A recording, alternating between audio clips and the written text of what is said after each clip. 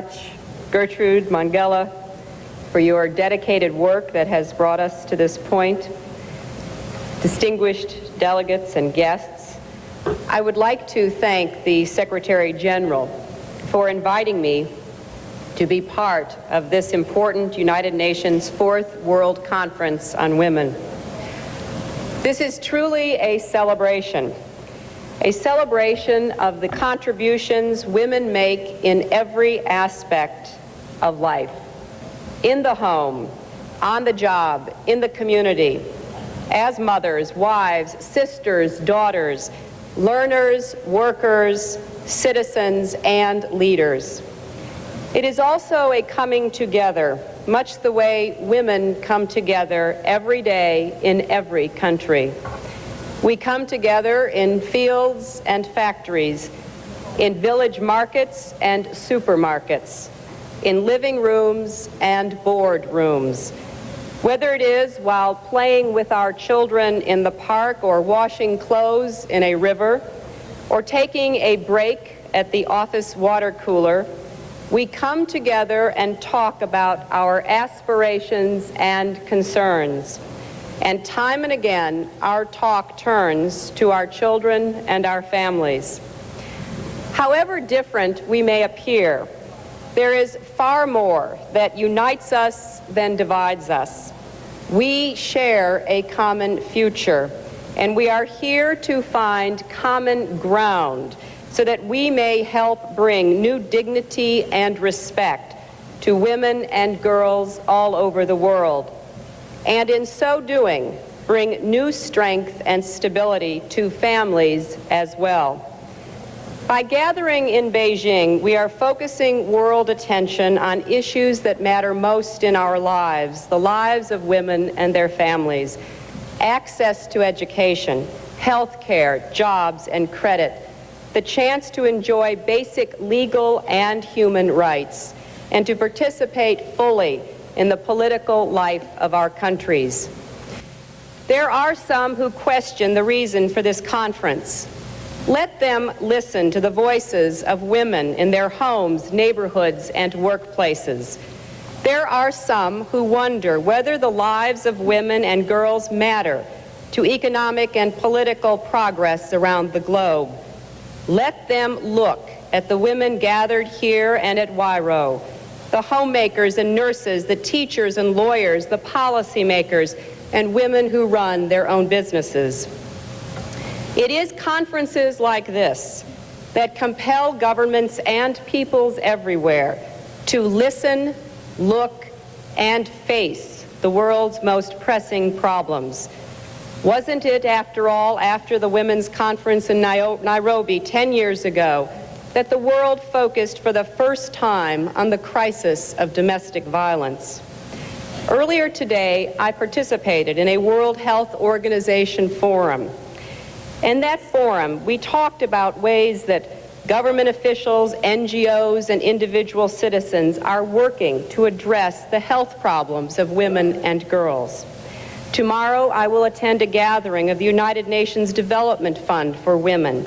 There, the discussion will focus on local and highly successful programs that give hard-working women access to credit so they can improve their own lives and the lives of their families.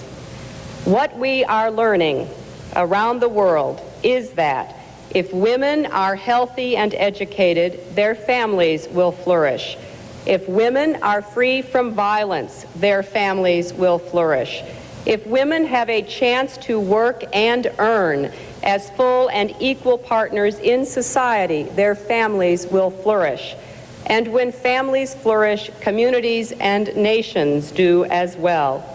That is why every woman, every man, every child, every family, and every nation on this planet does have a stake in the discussion that takes place here.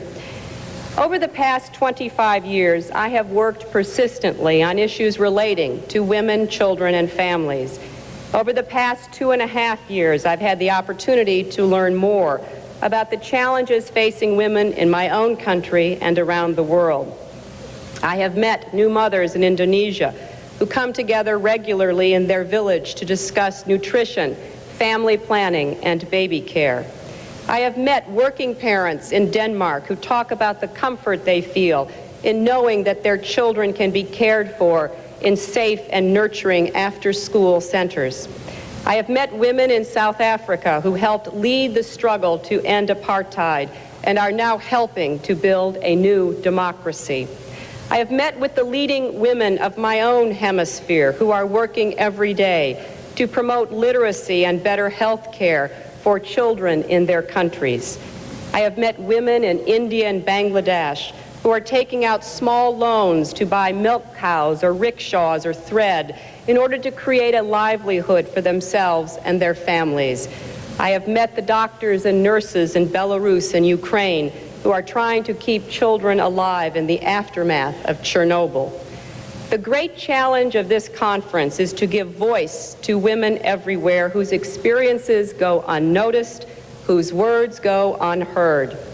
Women comprise more than half the world's population, 70% of the world's poor, and 2/3 of those who are not taught to read and write. We are the primary caretakers for most of the world's children and elderly, yet much of the work we do is not valued, not by economists, not by historians, not by popular culture, not by government leaders. At this very moment, as we sit here, women around the world are giving birth, raising children, cooking meals, washing clothes, cleaning houses, planting crops, working on assembly lines, running companies, and running countries. Women also are dying from diseases that should have been prevented or treated. They are watching their children succumb to malnutrition caused by poverty and economic deprivation. They are being denied the right to go to school by their own fathers and brothers. They are being forced into prostitution, and they are being barred from the bank lending offices and banned from the ballot box. Those of us who have the opportunity to be here have the responsibility to speak for those who could not. As an American, I want to speak for women in my own country, women who are raising children on the minimum wage, women who can't afford health care or child care, women whose lives are threatened by violence, including violence in their own homes. I want to speak up for mothers who are fighting for good schools, safe neighborhoods, clean air, and clean airwaves. For older women, some of them widows, who find that after raising their families, their skills and life experiences are not valued in the marketplace. For women who are working all night as nurses, hotel clerks, or fast food chefs so that they can be at home during the day with their children. And for women everywhere who simply don't have time to do everything they are called upon to do each and every day. Speaking to you today, I speak for them just as each of us speaks for women around the world who are denied the chance to go to school or see a doctor or own property or have a say about the direction of their lives simply because they are women. The truth is that most women around the world work both inside and outside the home, usually by necessity. We need to understand there is no one formula for how women should lead our lives. That is why we must respect the choices that each woman makes for herself and her family. Every woman deserves the chance to realize her own God-given potential. But we must recognize that women will never gain full dignity until their human rights are respected and protected. Our goals for this conference to strengthen families and societies by empowering women to take greater control over their own destinies cannot be fully achieved unless all governments here and around the world accept their responsibility to protect and promote internationally recognized human rights. The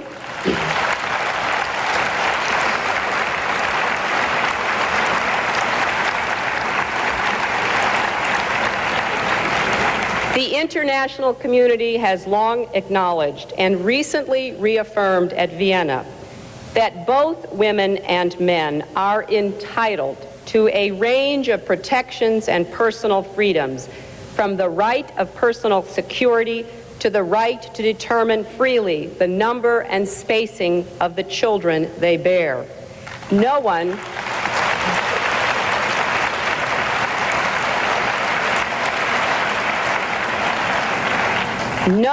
should be forced to remain silent for fear of religious or political persecution, arrest, abuse, or torture. Tragically, women are most often the ones whose human rights are violated.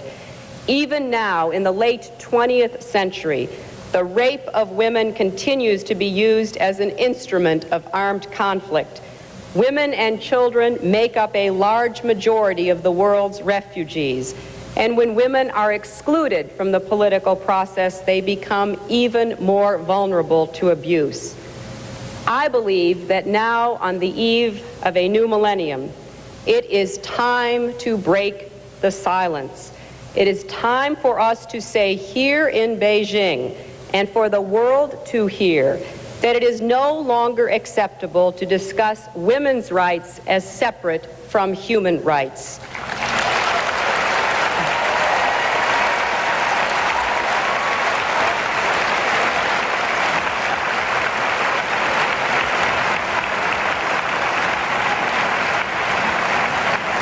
These abuses have continued because for too long, the history of women has been a history of silence.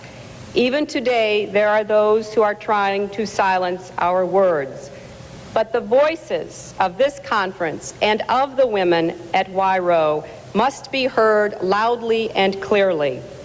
It is a violation of human rights when babies are denied food or drowned or suffocated or their spines broken simply because they are born girls.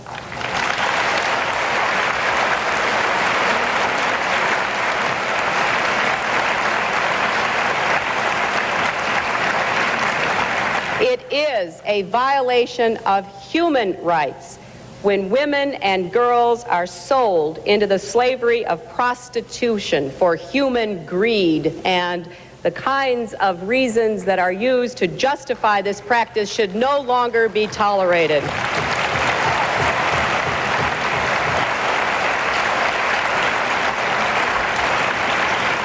It is a violation of human rights when women are doused with gasoline, set on fire, and burned to death because their marriage dowries are deemed too small.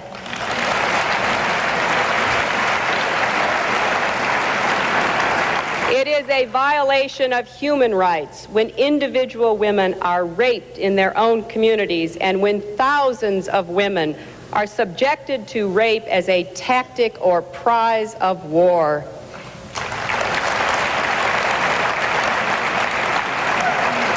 It is a violation of human rights when a leading cause of death worldwide among women ages 14 to 44 is the violence they are subjected to in their own homes by their own relatives.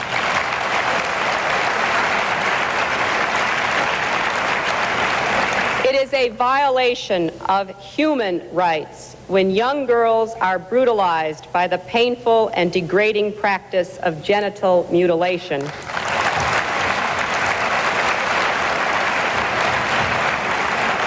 It is a violation of human rights when women are denied the right to plan their own families, and that includes being forced to have abortions or being sterilized against their will.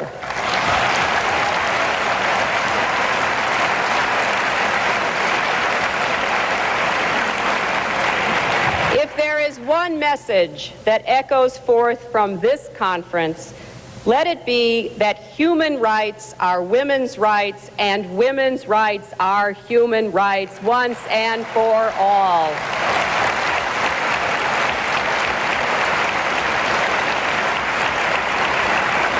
And among those rights are the right to speak freely and the right to be heard.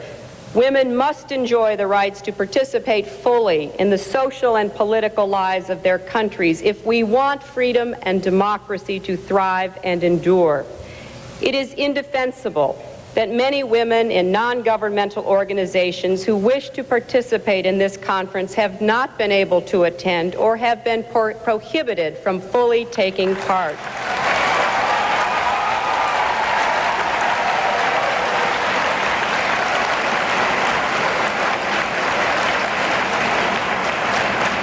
Let me be clear.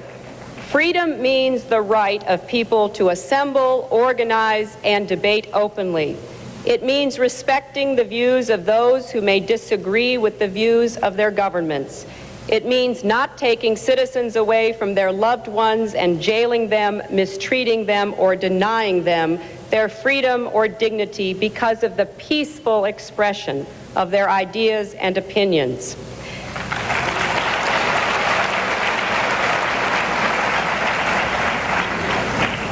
In my country, we recently celebrated the 75th anniversary of women's suffrage. It took 150 years after the signing of our Declaration of Independence for women to win the right to vote. It took 72 years of organized struggle before that happened on the part of many courageous women and men. It was one of America's most divisive philosophical wars, but it was a bloodless war. Suffrage was achieved without a shot being fired.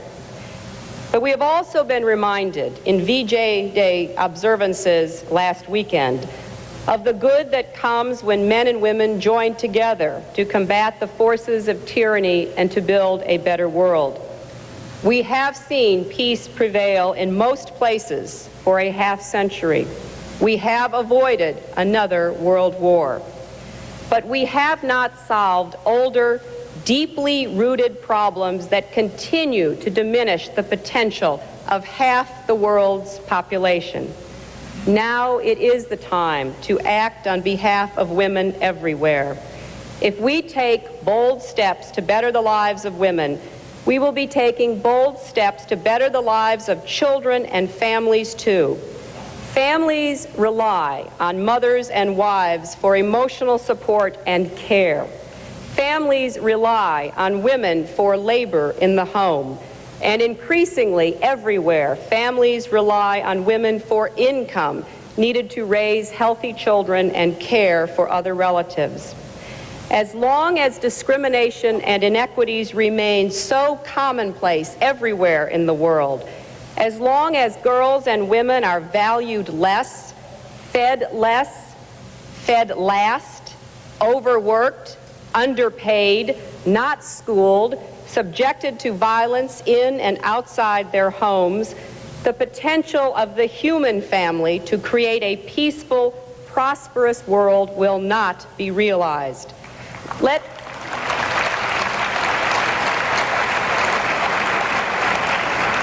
this conference be our and the world's call to action.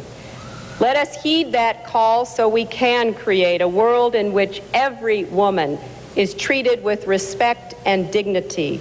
Every boy and girl is loved and cared for equally. And every family has the hope of a strong and stable future. That is the work before you. That is the work before all of us who have a vision of the world we want to see for our children and our grandchildren. The time is now. We must move beyond rhetoric. We must move beyond recognition of problems to working together to have the common efforts to build that common ground we hope to see. God's blessings on you, your work, and all who will benefit from it. Godspeed, and thank you very much. And that concludes Hillary Rodham Clinton's address to the UN Women's Conference in Beijing. I'm Kathleen Kennedy in Atlanta. Thanks for joining us.